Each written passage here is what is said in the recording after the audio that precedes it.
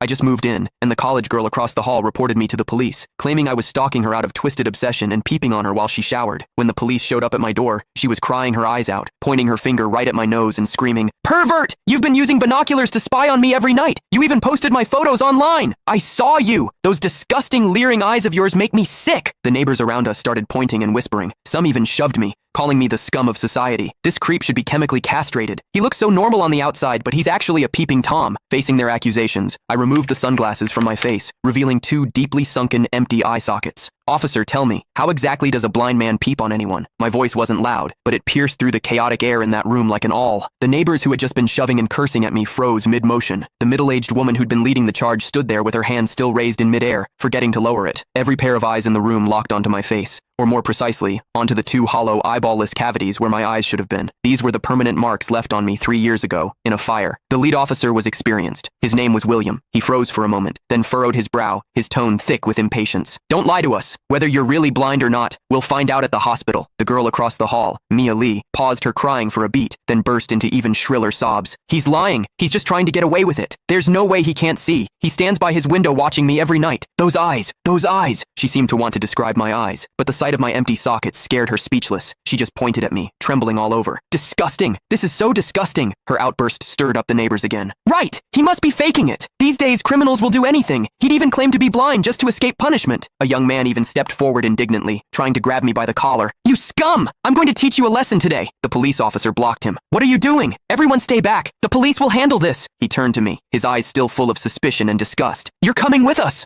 I didn't resist. I calmly held out both hands. Cold metal touched my wrists. Two younger officers flanked me on either side and led me toward the elevator. Behind me, Mia's crying mixed with the neighbors' curses into a chaotic din. "Scum of society! Get out of our community! Hope you rot in prison!" I could see the righteous expressions on their faces. I could also hear the pleasure in their voices as they trampled me into the mud. I stepped into the elevator. The metal doors slowly closed, cutting off the noise from outside. One of the younger officers, probably new to the job, couldn't help but ask me quietly, Are you really blind?" I tugged at the corner of my mouth but didn't answer. The other officer patted his shoulder, signaling him to keep quiet. But I knew that in their minds, the scales had already tipped completely in favor of that tearful young girl. After all, it was a young, pretty, pitiful college student on one side, and on the other, a suspicious man living alone, wearing sunglasses. In their eyes, it was crystal clear who was the victim and who was the perpetrator. What they didn't know was this: sometimes, what the eyes see is the biggest lie of all. And I, a blind man, had seen something that none of them had. For instance, when Mia accused me, her heartbeat was steady, without a single ripple of genuine emotion. The interrogation room at the police station was harshly lit by fluorescent lights, and the air smelled faintly of mildew. I sat on a cold metal chair. Across from me were William and a female officer.